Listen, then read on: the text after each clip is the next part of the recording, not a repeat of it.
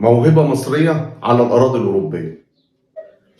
في كلام الأيام اللي فاتت عن ضمام اللاعب حمزة عبد الكريم لاعب النادي الأهلي الذي يشغل مركز المهاجم، إن برشلونة بيخلص فيه.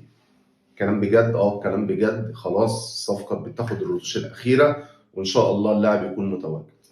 النادي الأهلي استفاد ماديا وحاول على قد ما يقدر إن هو يستفاد ماديا من اللاعب، وإن هو في نفس الوقت ما يخسرش فرصة احتراف لاعب إلى أوروبا.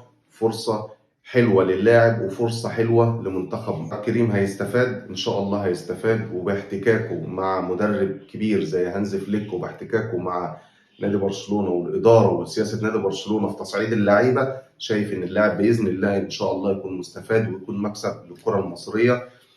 إدارة نادي برشلونة كانت رافعة العرض لمليون وربع، ثم رفعته لحد أقصى لمليون ونص، وابتدى إن النادي الأهلي يتلاين ويبدي الموافقة والضوء الأخضر للاعب إن هو يحترف، وإن إحنا إن شاء الله نشوف لاعب واعد مهاجم صاعد في ظل أزمة المهاجم الحالية في منتخب مصر. بالنسبة للاعب فهيلعب للفريق الثاني.